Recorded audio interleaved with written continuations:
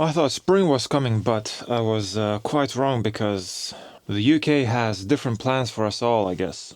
From plus 15 degrees Celsius to almost -1. Spring is lying to us.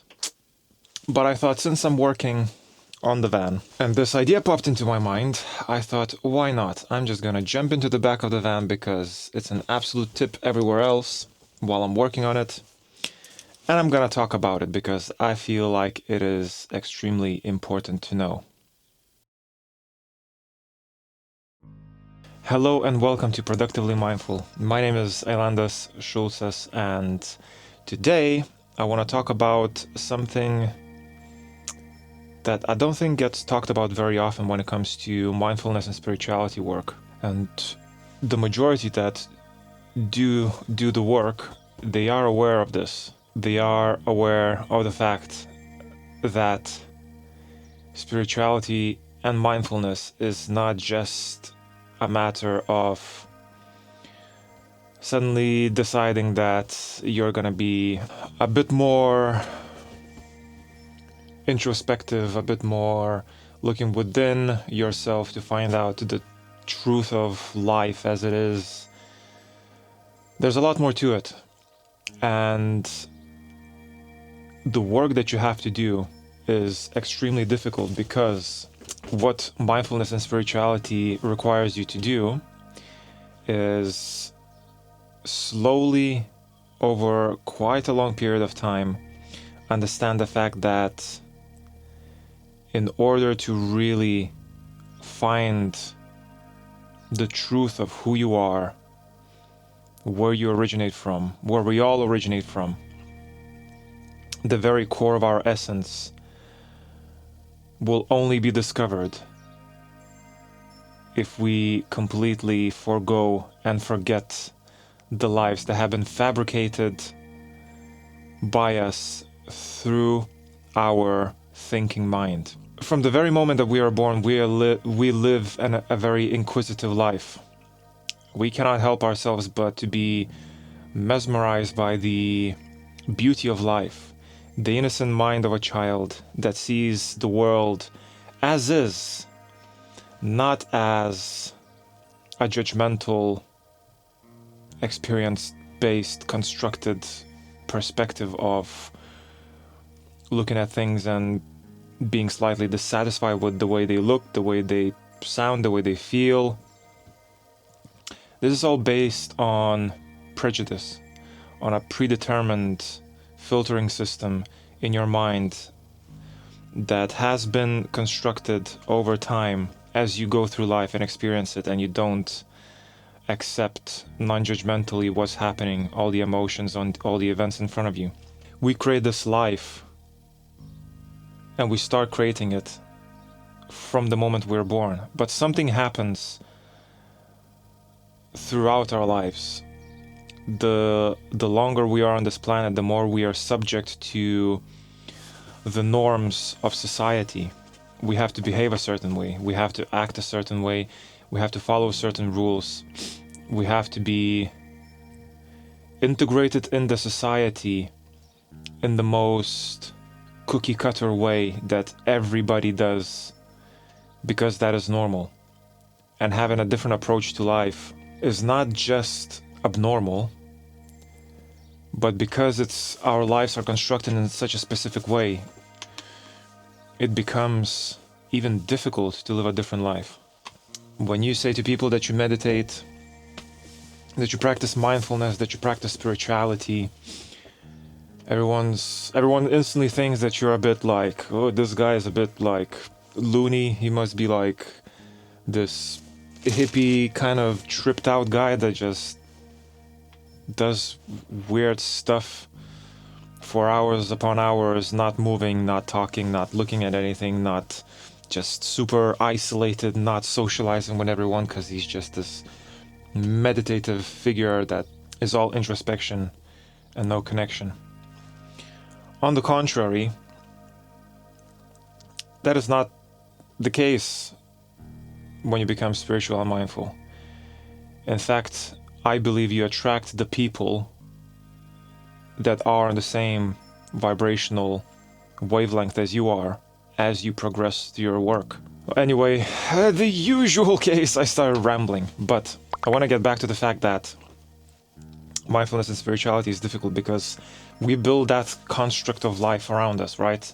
That construct is what holds us in place in the society, making us normal, making us conform to the predetermined mold of what life should be. And that ego that we develop based on those norms looks at the life, and as opposed to accepting it as is, because as soon as you look somewhere, you are instantly aware of whatever you're seeing. As soon as you hear something, you're instantly aware of what it is. As soon as you smell it, you're instantly aware of what it is, because your conscious awareness is super fast, super fast, to instantly know everything that's within your sensory perception range. But what our ego tends to do is it looks at that information, filters it down based on what's comfortable to you, and spews that information out into your thinking mind. And that's why you don't like certain things. That's why you don't appreciate the beauty of nature. The simple act of just breathing, the simple act of the tree just being completely still and present within its space. We don't appreciate these things because we live very stressful lives. We're constantly about doing. And there's nothing bad about it if you learn to become aware of the fact that you are doing these things. We do all these things without any awareness. We do these things without being present within that moment. And we do them because we need to do them. We don't do them because we want to do them. When you switch between being unaware and gaining awareness as you're going through life, step by step, through every moment, and you build that awareness of just being, just existing, and regardless if you're doing anything or not, you become so pulled in by that moment that anything you do, be it work, not work, something that you supposedly enjoy or supposedly don't enjoy, it all becomes incredibly rewarding to do. You just are so fully in the moment that you want to do these things as you're doing them. And that's when you start breaking that old life of yours. It takes a while to get to that point where you become more aware of what's happening around you as it's happening, becoming aware of your thoughts, becoming aware of your movements, becoming aware of your breath, becoming aware of what you're seeing, what you're hearing, what you're smelling, becoming aware of everything that's happening within the space around you and further beyond as you're growing. The more you get into that practice, into the action of doing these things, the more you will be letting go of your old life. The life that has been constructed by the norms of society, having to do things in a certain way, having to see things in a certain way, always rushing, stressing, being anxious about getting the best thing out there to trump the other person that has a slightly older thing. It's a race towards a dopamine hit that will not last long enough to keep you satisfied with that thing that you're chasing. And then you will be chasing the next thing, and the next thing, and the next thing. And we cannot fully avoid all these things because the way everything has been constructed is so intertwined with our lives that we cannot fully escape it. And we don't need to fully escape it. All the certain comforts that we get from the modern society, they're good. They make life easier. They create certain leeways within the way we approach certain things in our life, which is good.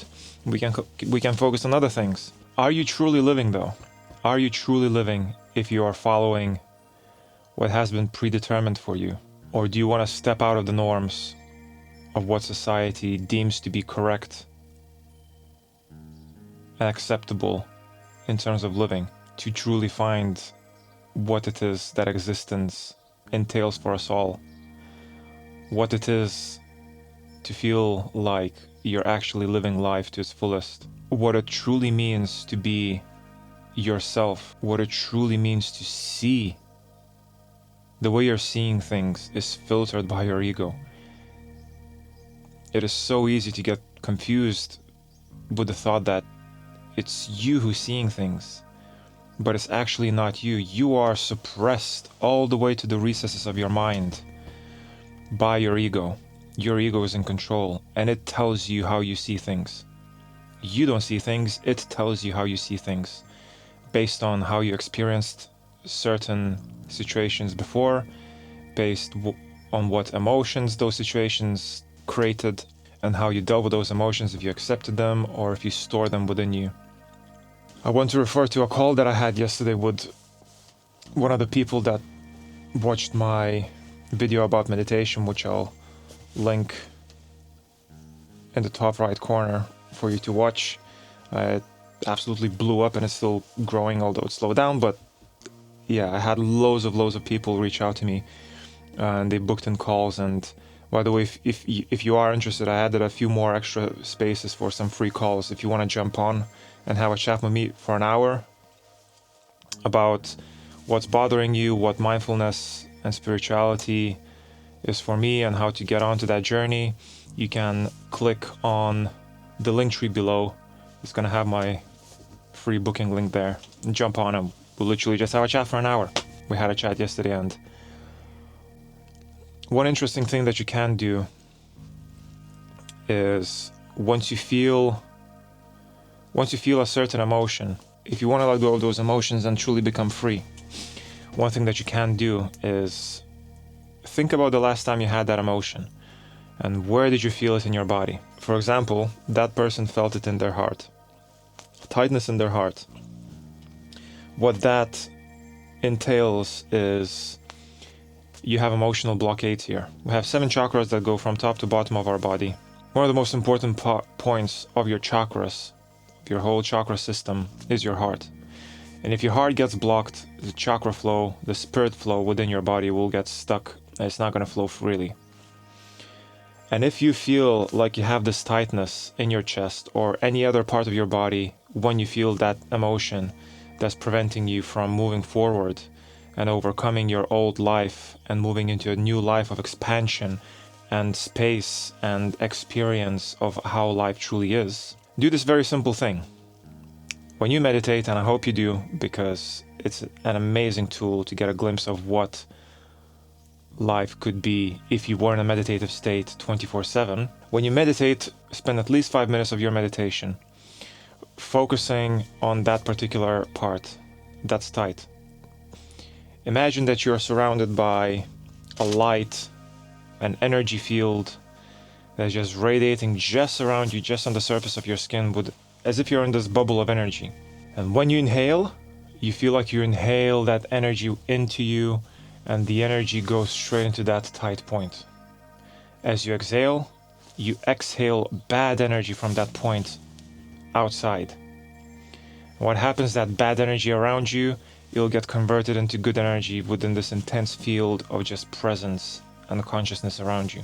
This is called a healing meditation, and it will start removing the blocks that you have around these chakra points if you really focus on inhaling the good energy and expelling the bad energy by simply breathing. Have a go, try this, and let me know in the comments how it goes. Does it make you feel better? How long have you practiced it for? How long have you tried to make this work? But yeah, this is what I wanted to talk about, and it just popped into my mind, and I really wanted to get this out there and share with you guys that mindfulness and spirituality, even though it might sound a little bit woo-woo to other people, it is not easy work. Because once you start practicing it, once you start grasping the potential of the practice of mindfulness and spirituality, the profound changes that it can have on your life, the way you live life, the way you see life, the very essence of experience, of reality, you will inevitably start working towards letting go of your old life to get closer and closer to what true existence is. And it will be painful, and it will be a massive lesson, and you will have so many emotions brought up from before and new emotions built up as part of the journey that you will have to overcome, that you will have to accept non-judgmentally and let them pass through. Otherwise, you will not progress. You will not get closer to where you're seeking to end up. But you will have to. You will have to let go of your old life to become fully and truly spiritual. But what a change it is. What an absolutely incredible change it is. And it will not be just a change for you, it will be a change for all the people that you matter to. Because when people see incredible growth and incredible change, they cannot help but do the exact same thing. If they truly care for you, they will follow you on this journey, whether they like it or not. Because once your energy becomes so pure, so infectious, that it affects other people to do the same and become better and truly live life as is, the more infectious this becomes, the sooner all the suffering in this world will stop. So my question to you is, will you sacrifice your old life to change how this world behaves, to change how suffering controls everything and anything within this world that we constructed for ourselves? Something to think about. It's an incredible, powerful practice that can result to complete liberation of our species. As always, if you liked what I talk about, if you enjoy my videos, please click on the like, share the video with people that also might appreciate it, comment and subscribe for more videos like these. I release them every single week. I talk about deep subjects to do with mindfulness and spirituality. I have grown so much in the last 10 days or so. I'm still trying to build upon that and offer different types of ideas and content. And I have quite a few things in the pipeline. I want to make a meditation guide on how I meditate, because quite a few people have asked for it, and I want to share that with people, because I don't think it should be kept as a secret. But I'll talk about that in another video. I also want to interview my wife because she has BPD, and for those of you that know about BPD, it's quite a complex mental health disorder. But she has done an incredible job, an absolutely incredible job, using mindfulness to become heavily liberated from the confines that her mind can set onto her. So that's another video in the pipeline that I want to do and share with you all, to show you that even with quite challenging mental health disorders, you can still achieve a lot with mindfulness. So let me know which video you're excited about next, which one you want to see next. Any ideas of what you want to see next as well, leave them in the comments. And as always, I love you all. This has been ailandas.sulcas from Productively Mindful, and I will speak to you all next week. Peace and love to you all.